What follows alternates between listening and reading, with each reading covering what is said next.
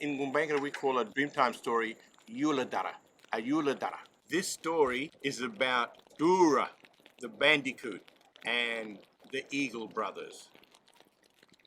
This story belongs to a mountain called Mount Munyajun. And this story is about Duura, who is the bandicoot. Duura is bandicoot, and it's about the two Eagle brothers that try to steal the fire off the bandicoot people. And the mountain where the two Eagle brothers lived in Gumbaynggirr is called Mount Munyajun. So the bandicoot people lived down the bottom of Mount Munyajun, and the two Eagle brothers lived up the top. One of the bandicoot men said to his mother, "I'm going out to the mountains to become clever." She gave him a stick about that long and said, "Take this stick with you, never put it on the ground because it might bring trouble to our people." So the bandicoot man took his stick out to the mountains. When Gumbaynggirr people set up camp, they have three camps. They have a camp for the old people, old men, and then they have a camp for the young men, and then they have a camp for the families. Three camps. So they have fires. They had fire each group. The Eagle brothers up there had no fire on the mountain. They made a plan to steal the fire off the bandicoot people, but they were a bit wobbly. Wobbly is scared. So they come down, have a go at it, stealing the fire, but the women and children hunted them away, and they run away. They run back up the mountain. They said, "We can't go down there while they're there. Let's wait till they all go out to do foraging."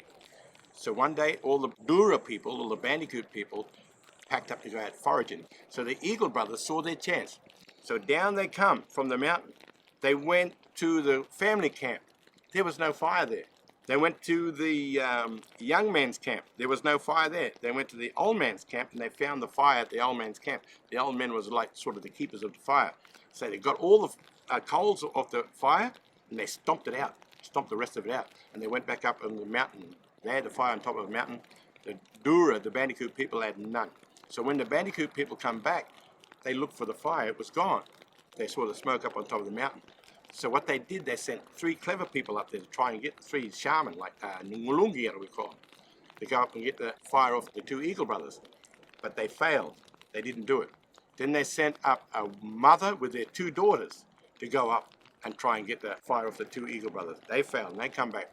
And after a while, the camp started getting cold because they had no fire. They couldn't cook their food. And then the mother of the bandicoot guy that went out to become clever started sending the messages through the air and through animals for him to come home because they needed his help. And he got that message. He come back and he said, "What's wrong?" He said, "The Eagle brothers stole our fire." He said, "I'll go up and get it." So he took his stick with him. He went up to the mountain and he come under a cave. And on top of that cave was the fire. And he put his stick up through the roof of the cave, and the fire up the top fell through the stick. And then he had the fire in the stick, and he come back down and he gave the people the fire. Then they punished these two Eagle brothers by setting fire to the mountain. The fire came up the mountain like that, and the two Eagle brothers were trapped, and they didn't know what to do. So the fire started burning their feet. You see the eagles run like that? That's because they got burnt by the fire. So the fire is called wage in Gumbaynggirr. So if you want someone to make a fire, say wagemba, wagemba, make a fire. So fire was really, really important in Gumbaynggirr people's lives because they also used to burn off at certain times of the year, and gentle, soft burning. And watch it. All the Gumbaynggirr people stood in a circle, and they'd make the fire, and the fire would go in a circle, into the circle. And that's how they controlled the fire burning. That Gumbaynggirr people made fire with stick like this.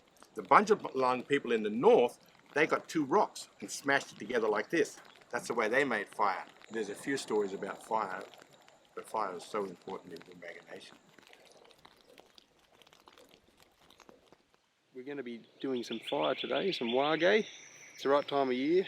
It's still cooler months. It's the beginning of August. We're looking to put some wage on the ground. To do that, it takes a lot of preparation, and also consideration of the ancestors is very important. Be able to listen to country as you're applying fire.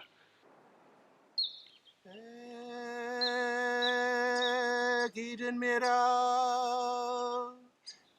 miral go, Eden miral go, Yaring inda warunga jeligina yindi.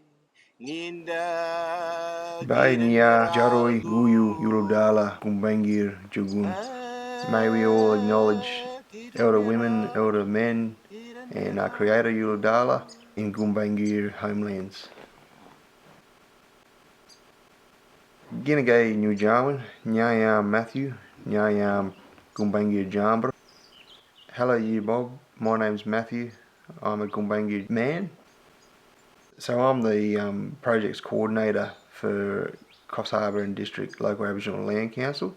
That's the programs coordinator for cultural and heritage, and also the ranger teams. They look after pretty much everything that's within Coffs Harbour and District Local Aboriginal Land Council boundary, and that ranges from Dirty Creek, Red Rock River to the north, goes out to Bobo River through Glenray and Nana Glen, follows the Bobo River down, cuts just on the east side of the Dorrigo Rainforest Centre, cut through Dorrigo National Park, and comes back out around Waterfall Way.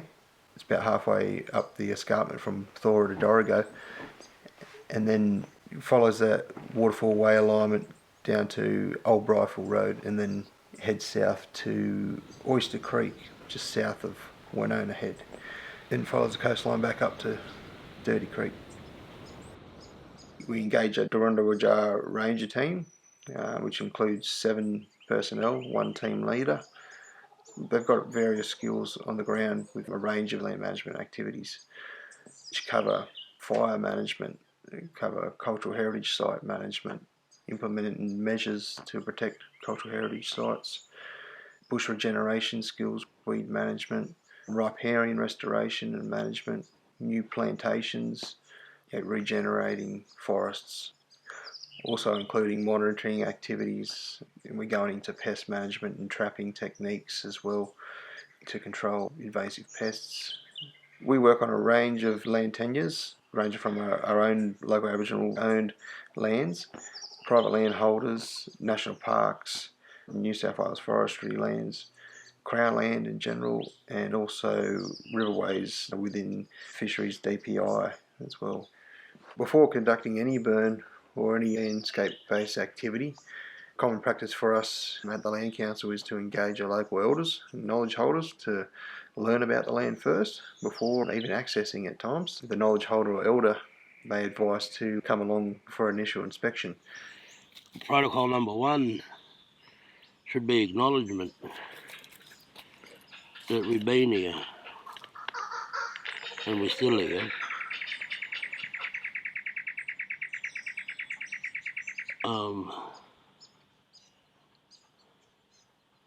And then everything else just stems from that, right? So we were here, what happened when we were here? Why would ridge lines and peaks of ridges be attractive to us? That protocol of not only communicating verbally from anyone's mouth, but we heard Kookaburra down there earlier communicating to us. Do we acknowledge and stop for a second and go, oh, Ginagay. And then do we appreciate what Kookaburra doing there with us? He don't need to be there, he could be anywhere, but he come there. And all these Junoi deer being dancing around the trees down there. These are protocols that our ancestors are telling us and talking to us. From that inspection and survey, we'd be able to help inform our project further, provide the right cultural regimen, right cultural measures and practices and methods. It makes us feel good, and it makes us back in country that we're doing something for country. I believe it's a way of re-establishing respectful, healthy relationship with country again, where we're kind of coming in and, trying to get country healthy again. It hasn't had the fortune of having that for quite some time now. The land is everything. There's nothing else in the world. So I have to look after this place. I have a duty of care in it. We all do as Aboriginal people. have like a duty of care to a landscape. My asset vectors law is to look after land, look after our animals and look after our plants. It's been very beneficial to bring other Indigenous fire practitioners from all around Gumbaynggirr country in to some of our larger burn projects. We're talking about each leader of other fire practitioners that are out there, provides 20 to 30 years experience per person they're bringing out, and it's a lot coming together. It's helping us to develop those resources across all of Gumbaynggirr country. When we're coming together, we're building each other's capacities up, and we're able to bring that back home to our local patch, get more young people involved, build our fire practitioner teams up so we can manage more country and more projects. Some of those other fire practitioners that we've worked with include Uncle Kenny Walker from down Garriirl. My father, he done a lot of business. He was a very good businessman. He brought language back to the Gumbaynggirr nation. Reese Pacey from out Mr. Body Way. I grew up in Garriirl, hometown. Mostly around here, but I've done cultural fire stuff up the top end. I got to work with Uncle Tommy George and Victor Stephenson. Uncle Philip Marsden from up Duura way. My business is looking after land. It's called The Way It Was because I want to make it back to the way it was. I'm getting rid of weeds, doing cultural burns, just looking after land and country. That is our main aim. Also Uncle Ian Brown, who's at Coffs Harbour District Local Aboriginal Land Council. You've got to understand that Australia is actually built on fire. Fire, because that brings a whole new section of life. The plants were built on fire. Back when our ancestors would go, okay, the animals are moving this way or it's getting to winter, now's a good time to start burning. Fire, that element that's been missing for quite a while now. As soon as the first Europeans came to Australia, they were like, oh, there's fire, there's a wildfire, it needs to be stopped. You can't stop something that's happened for thousands and thousands of years. But it was only just our ancestors going, okay, now it's time to be able to do a burn. But because the Europeans were there going, no more burning. We do cool burning, so we come in the cooler parts of the year and do the burning at a particular time. So when we light up the burn, it kind of is just trickling over the top layer of the ground and not really affecting that layer of the soil that holds all the nutrients. So it's like Mother Earth working with one another as well. The trees are working with the winds and the rain. Yeah. I think every Aboriginal loves fire burning. Yeah. The first year you got mosaic burning that occurs, and the second year you burn the areas that didn't burn the first year, so you got a bit more full burn across the landscape over 2 years rather than one. That basically sums up one of the major differences between prescribed burning and cultural burning. So that we're not all looking to do it in one day. We've got a little bit more patience with our ecology out there, and we want to get the best enhancement outcomes as we can. If we are fortunate enough to own land, we have a responsibility to care for that land, to manage weeds, not use chemicals if we can avoid it. Do a bit more of this sort of stuff, you'll start seeing flowers, trees that normally you haven't seen in 100 years or so. That's the whole point about fire. It takes life and it creates life. This was all cleared 20 years ago. There was just a few big old trees in here, but it was all pasture.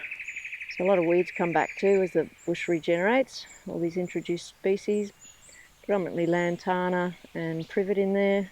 Because they haven't evolved with fire, they don't like burning, so it's a good way to help maintain the bush and get rid of weed species.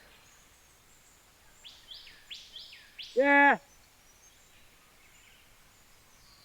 And then you go downhill from there. Get a wet line in if you're worried. And just, yeah, go. Go on, let's line it now. We also conduct monoculture burns in pastoral landscapes as well. Traditionally, we had some open grassy woodland landscapes were pretty much the closest thing to our pastoral landscapes that we can see in the landscape today. Obviously, in them grassy landscapes, you've got a greater rate of spread with your fire, so your techniques change up. The ignition point strategy changes up a bit. We've just had a good amount of experience in both forest and pastoral lands, because we know without managing pastoral lands, it creates big fire hazards in itself as well. Having a cooler based burn using mosaic and cultural methods, point spot ignitions, you get a better forest enhancement effect without adversely impacting on the ecology where you're applying your fire. I'm just about at my use by date, and there's not much more I can do but fighting for it. You know, so it's up to young fellas now to actually step up and put the gloves on, you know. The other good thing about cultural burning on pastoral landscapes is that you can knock out a lot of those invasive weeds, and more of a native shrubby species can come up and outcompete the weeds that are undesired. We had some great results out here at Clang burning the pastoral landscape which fireweed was in, and we still haven't seen nowhere near the numbers what the fireweed was like before come back. The right intensity fire can take out a bit of that blackberry as well. In the right conditions, we can plan for cultural fire to take out lantana. Lantana that isn't as dense is much easier to knock out than the high density lantana. It's not that it can't be done, but it may take a conventional treatment to work with the burning to get the desired result. Privet's another one. We just need the right intensity, the right conditions to be able to knock those weeds out. So there's a patch of molasses grass that I sprayed about 5 or 6 weeks ago. It was seeding. I collected all the seed heads off it and just wanted to not reseed until we could get a chance to burn it off. It sticks all over you. That's why it's called molasses grass. Very sticky resin on it. It's become quite a terrible weed, particularly down at coastal areas. So I just want to get on top of it before it spreads. The burn itself may stimulate, and in many cases will stimulate the regrowth of natives to replace that invasive weed. Immediately after fire, it makes conventional weed techniques a lot more easier to access. So yeah, you can navigate that landscape, get in, cut and paste, hand pull, apply chemical, do what you need to knock those weeds out altogether from the landscape, and yeah, get a good native response in return, or a good pastoral response. And that's incredible. I actually feel like you can manage this now, whereas before it just seemed completely impossible. Completely impossible task, just all lantana through all the bush. How easy it was to pull the lantana out after a fire? Yeah. Even quite big ones that you'd never get out? Yeah. By I hand? don't like it. No. But before the fire, you can't even find the base to put the tree popper on or grab with your hand. You just can't get to it without cutting it back and spending so much time that And all little snips shooting oh, out. yeah, it's impossible. It'll take forever.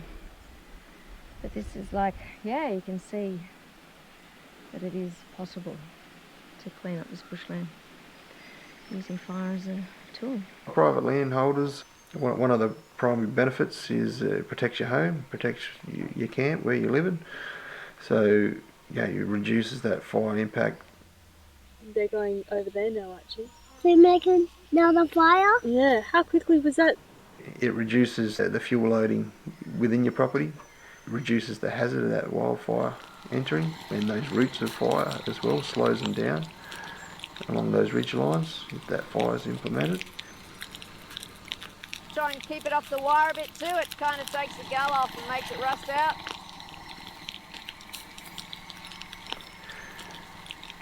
Burning in and around the forest edge onto your pastoral land, if you look to regenerate that forest or expand on that forest, cultural fire is probably the best thing you can do to get that native seed to germinate. That will save the amount of plants you've got to propagate or buy, because you've got that natural propagation occurring anyway with that wind-blown seed drop into your pasture.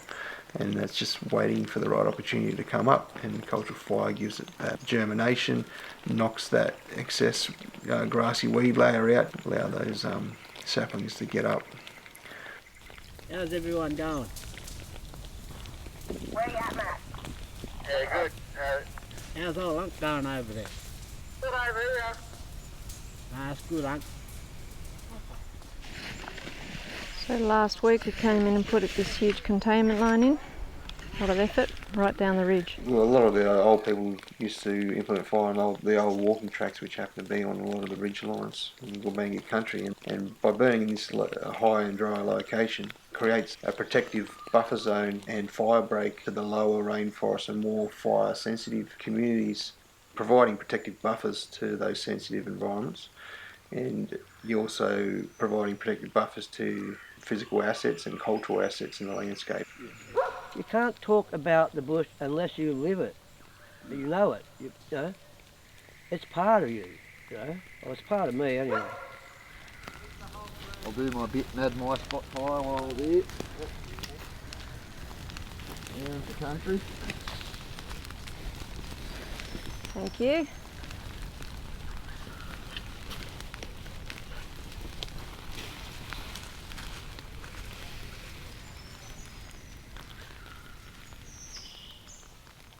The regimen might include doing a protective buffer zone around a cultural site or around an ecological community where you put your higher burns in first at higher elevations, but when you get down to that community you might want to put a bit of a closer buffer zone burn in times where you've got forecast drought situations. So the old people knew how to read all that. They knew when a big drought was coming, knew when the big rains were coming. And so they used to prepare the ground well enough with fire as the main tool to protect from them impacts.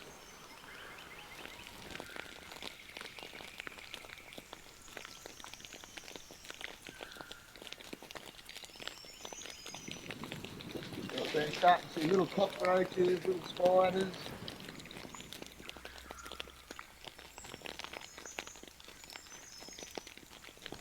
But in a big wildfire, other fires, you actually can tell where the fire's been lit, the direction the fire's been hit. You can read that. Country will tell you that. Things will burn away and fall away. Yeah, it's good to observe those things.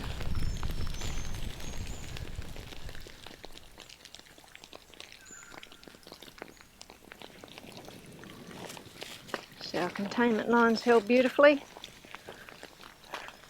Had people watching all the time in case something jumps.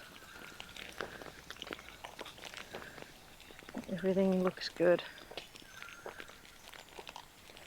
You stand down here with black enough? Black out. No. Yeah, we don't have them in the house, we have white out.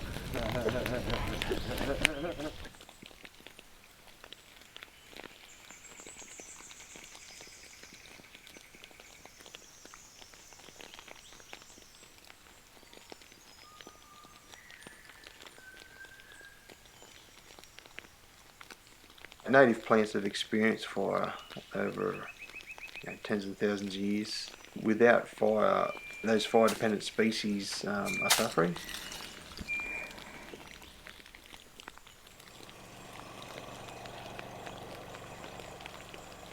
Providing that fire, that element that's been missing, we're able to fill that gap of what those fire-dependent species need.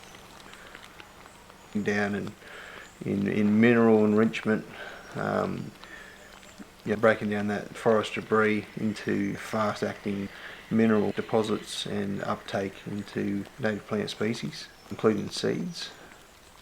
So you're creating that rich and diverse soil condition that allows them seed to germinate. It also comes in the form of smoke. Where plants haven't been burnt in over 100, 200 years, they get that one sniff of flame, bit of coal, bit of smoke. Because you got to understand, this smoke opens all the cannabinoids inside the tree, makes the tree start talk, starts to breathe. Once it takes this smoke in, it's like a fertilizer burn. That's what it is, smoke. And that's why a lot of hardwood trees come alive when they smell it, feel it, and just goes with it. So, yeah. All our trees have adapted with fire, our landscape's evolved with fire, and this is an evolution for fire. So all these little grooves, as the flames come up, you can see it here perfectly where the flames come up and have gone out. Why that's gone out? Because all these little grooves suffocate, take all the oxygen out and suffocate the flame. So it's a natural adaptation, and all the insects will go up past those points, will run up, you know. Now that fire's been added, everything's signalled now. There's fire in the landscape. So the insects will know, the trees know, all the birds will know, and everything will start responding to that. So we'll start seeing all the little insects will start crawling out this way soon. We'll start seeing them on the ground, start climbing higher.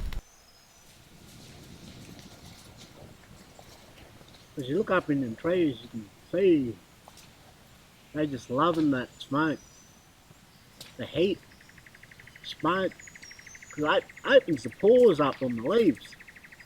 That's all that goodness in. We should have a bit more fire practices. Without that smoke and without that mineral loading, the native seeds that are dependent on fire, they'll continue to sit in that seed bank until they receive it. So they might be dormant for a long, long while until fire comes along. So that's the benefit of applying those traditional techniques again, is that you don't necessarily have to plant out degraded landscape. Sometimes you just need to burn it appropriately, and then you'll get a great forest recovery response in return. One of our laws is to never burn the canopy area of the forest. That includes the mid-story as well, so you know your foliage, your mid-story, if that's getting burnt, then obviously your fire's too hot. Cultural fire prevents that crowding from occurring in wildfire situations, is it takes that ground fuel layer off, so when a wildfire comes in, it's got less fuel and less heat in the ground layer to project, and it's that projection of the high heat on the ground and the elevated fuel arrangement going up into the canopy that creates that jump from a ground fire to a canopy fire or crown fire. In any forest situation where you've got multiple canopy layers, crowning is not what you want to occur. Reason why is once you get a crowning situation, your rate of spread increases because your intensity of that radiation increases within the fire. You've got atmospheric winds that come into the play as well, so as soon as it reaches that crown, your conditions change completely on the fire ground. So if a wildfire was to come up through here, we'd be a lot better protected because we've burnt a lot of the fuel on the ground, and it's that fuel on the ground that generates the heat that causes the trees to crown, and then the fire just leaps through the air, being pushed by the wind constantly at a rapid pace. And then that's, you know, in those 2019 fires when so many people lost homes and, you know, so many animals were killed, they couldn't escape. It was just moving so fast they couldn't escape, couldn't get down the tree in time, nowhere to go because they just enveloped. That 2019 fires, if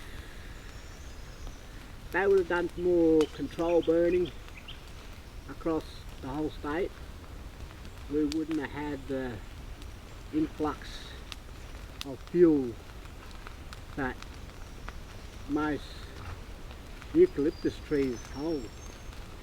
But people don't understand that eucalyptus leaf might be sitting there for 20 years.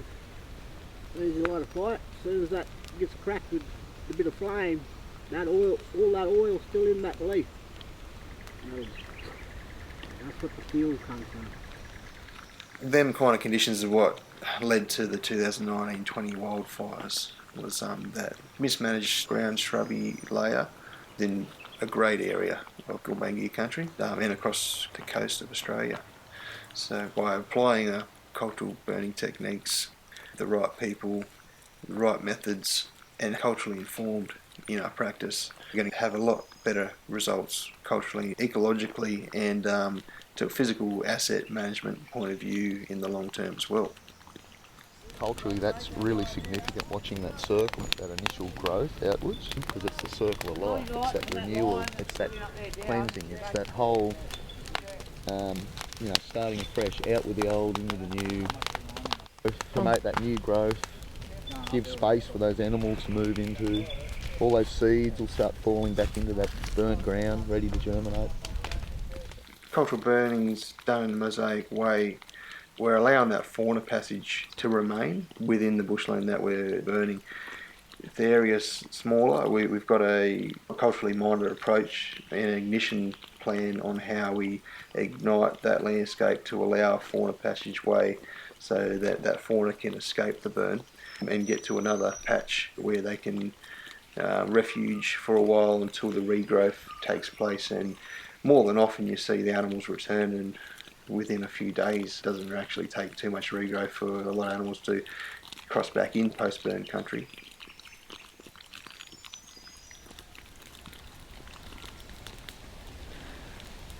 So when it gets down here where it's a bit more moist, it just puts itself out.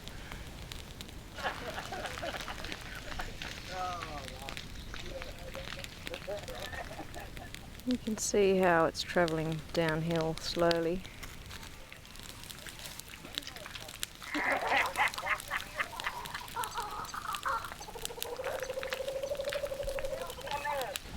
If you've got a front that's too hot, the heat just dries it out in front of it.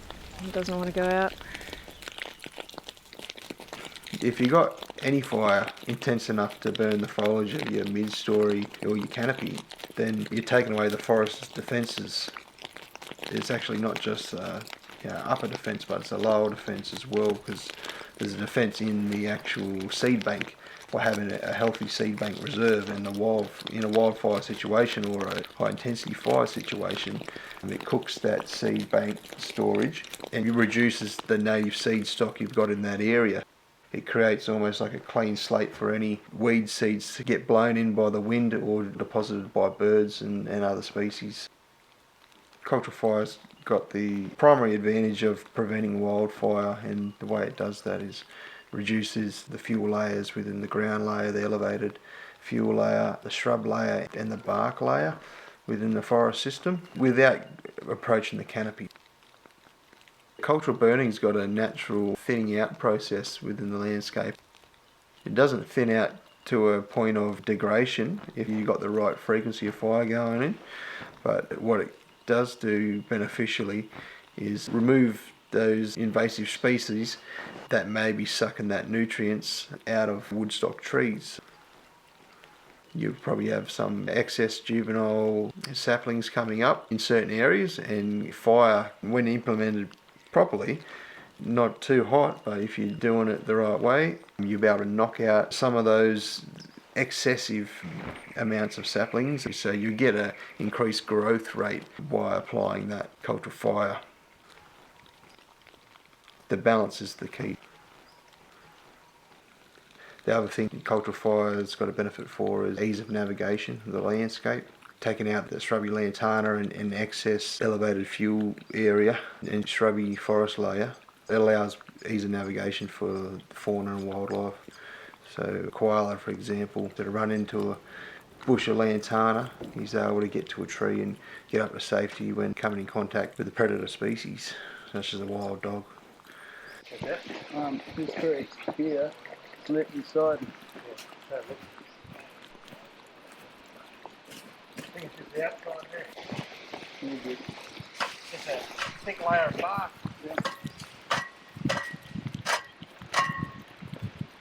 It's not a hollow, but there are hollows out here. We spent a whole tank and a half putting one out last year.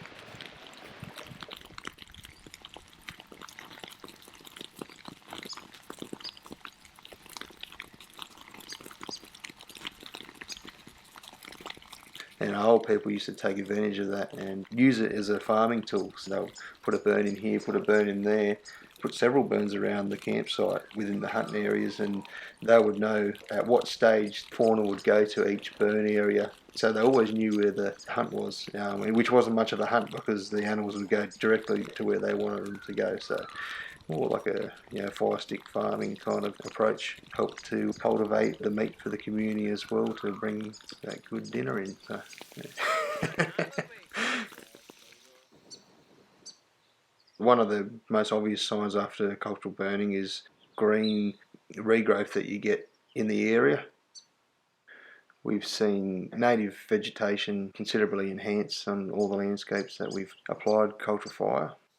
We've observed regrowth patterns over immediately post-burn, 3 months after burn and 12 months after burn. Particularly in this burn that we've done out Gumbaynggirr, got great results out there. Within 3 months we've seen the headstock on the kangaroo grass. I've noticed from the 3 month to the 12 month, by the time you get to 12 months after the burn, those seed heads are just thriving on the kangaroo grass, and you can tell why fire was used for both seed propagation to help generate that seed and food source. Kangaroo grass is known flower maker among our other species, and also to attract that kangaroo to come around and feed on it and allow for that cultural farming to take place.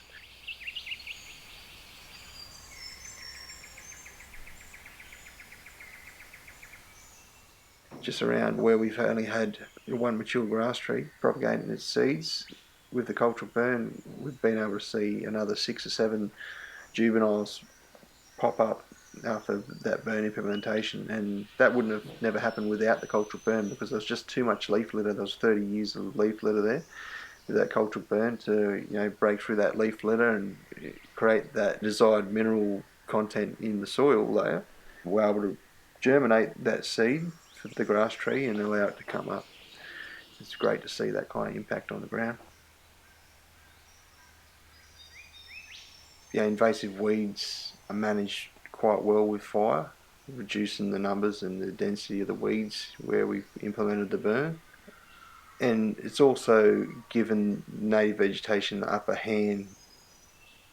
We only used to make creams and ointments out of that. Okay. Yeah, you take it when it's purple, it's all ready to take. It's a beautiful little white flower on it. Yeah, I've seen that one around. What's that for then? Well, I only ever used to just collect it for the aunties and give it to them. To ask them. Yes. Fair enough. Their business. Yeah, but always happy to do my bit. With Canines for the Wildlife, we've had them actively involved doing koala scat surveys with their trained canine.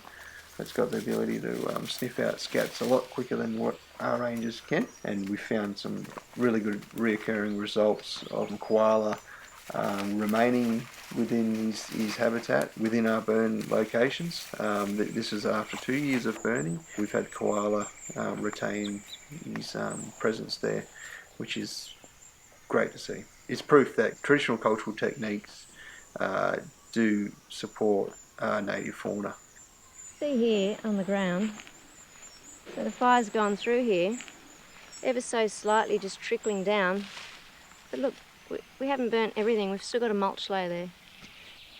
I threw a few of these sticks and some of the lantana and made a little burn pile here, but you can see how different it is when you do a burn pile on the ground than next to it where we've had the natural slow burn, that it just does not leave any mulch under the ground. And it kind of scorches the ground. It probably cooks most seeds that are in there. With the right kind of fire, you're not making excessive amounts of ash, so you're not going to have the deoxination effects as what you would in a wildfire. In wildfire, they cook massive amounts of logs and everything. You would probably at least expect 100 times more ash load than you would in a cultural fire situation, because we're not burning a log habitat or hollow log, large dead stags and habitat trees. We're preserving all that, and the only thing that's burned is the surface layer, surface fuel layer, and elevated fuels that need burning don't drop much ash at all, which include the grass species and shrubby species and leaf litter. You get a little bit of stick debris in there which carry a bit of ash, but apart from that there's not much ash loading after a cultural fire.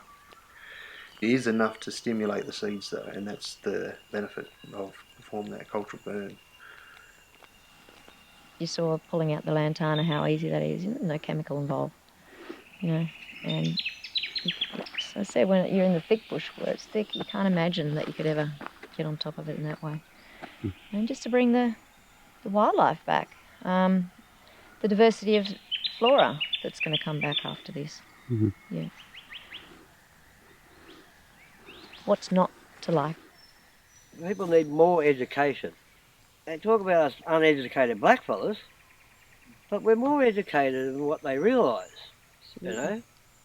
That when it comes to managing the forests and land, national parks, they need to open that bush up and start opening up some of them tracks again and getting rid of their weeds, because they just lock it up and nobody goes near it. 2 years later you can't see a thing because it's full of weeds and wild feral animals, pigs. You've got to have logging, you've got to have timber, you've got to have this stuff, but it's got to be done correctly. Like the amount of weeds they're carting around the bush when they're logging, when they're going from camp to camp, they're just carting these weeds from one spot to another. Cattle running wild in the bush. National parks and forestry have got very large tenure to work with. So we've got resources to be able to get out there and do further work on ground. Like we've managed most of our own assets already with fire. We're looking for more land to work with.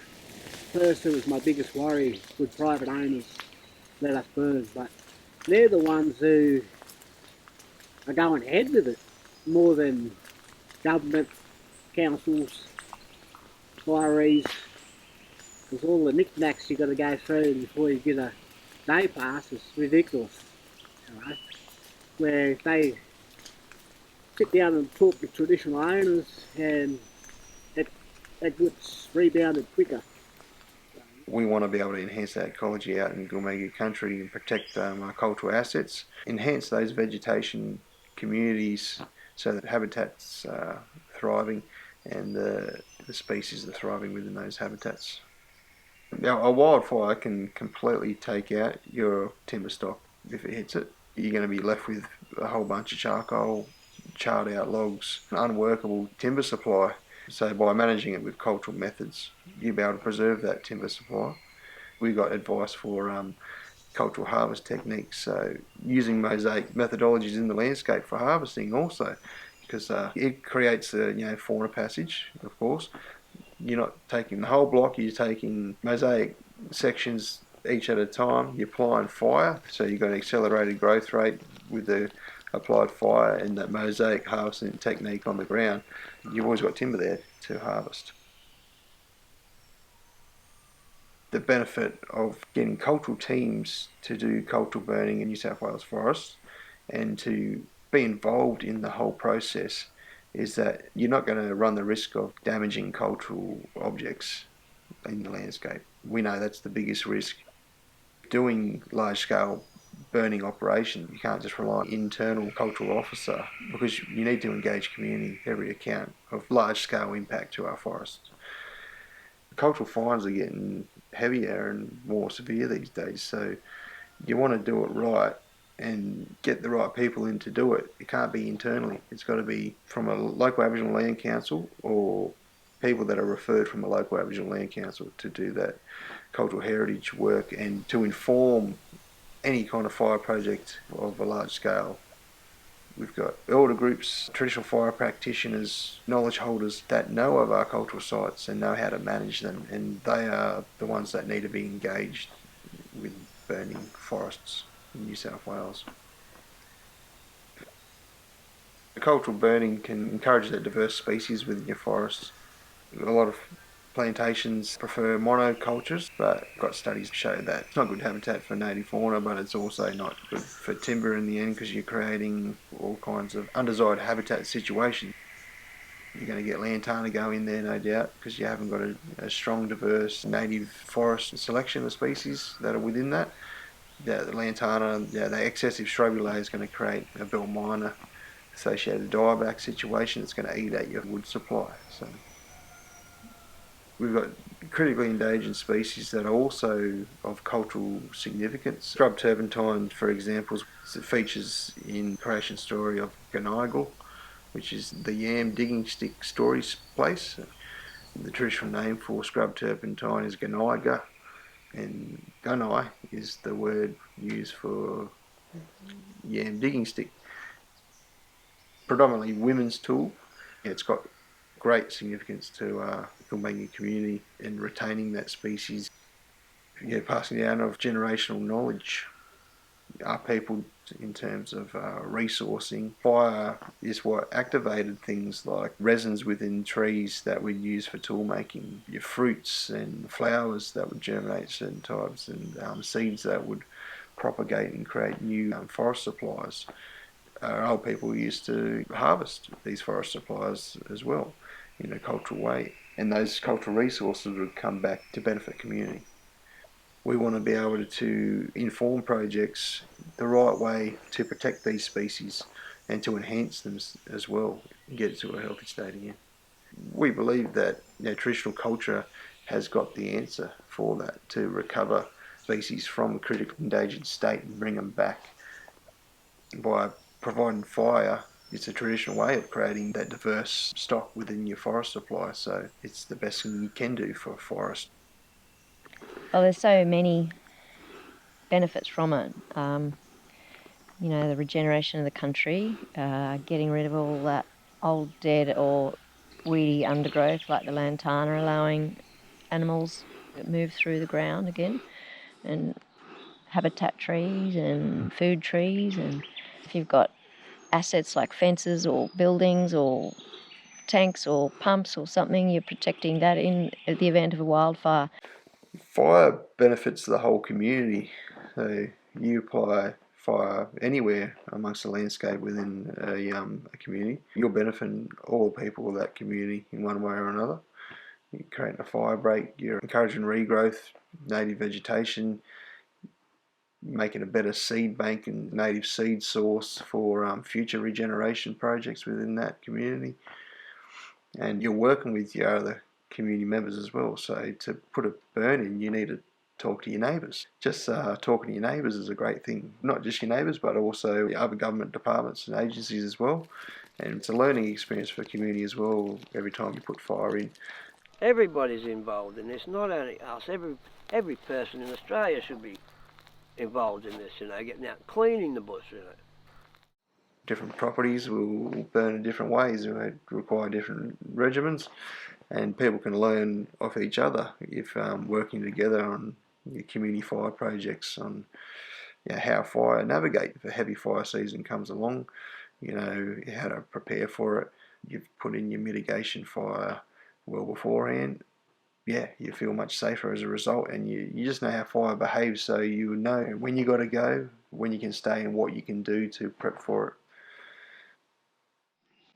What can you tell other landowners who are frightened of letting fire go? And Well, not to be frightened, because the people doing the cultural burn, they have that knowledge to do it a slow burn, to make sure that it doesn't get out of control. And it's just protecting you in the long run. Within Gumbaynggirr land, there's 6 local Aboriginal land councils, starting from the north, Gumbaynggirr, Coffs Harbour District Local Aboriginal Land Council, Duura, you've got Garriirl Land Council, Nambucca Head, and you've got Unkia as well. I would encourage any local landholders intending to use cultural methods to engage with your local Aboriginal Land Council to get the right advice, to ask for who's the right team to be able to help me out with this project. You can ask to speak with the project coordinator, and the LAC will give you the right advice from there. Turn it back into healthy bush. Use the resources that are in those areas traditionally. Then we might start getting some sort of repair done to Australia. No, it's not going to happen overnight, and it's not going to happen over 1,000 months either. 200 years to stuff, and it's going to take more than 2,000 years to fix it. We've got to start somewhere, and it's got to be now. Try to restore the balance again. And he said yesterday, might not be in my lifetime, might not be in his, children or his grandchildren's lifetime, might be 1,000 years, but if we don't start now, it'll happen.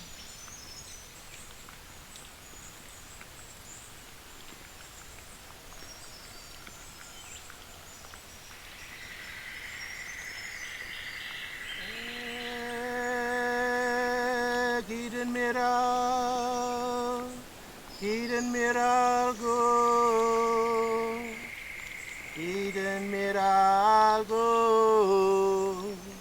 Yaring inda warung gejeligin na indi, Ninda Eden miral go.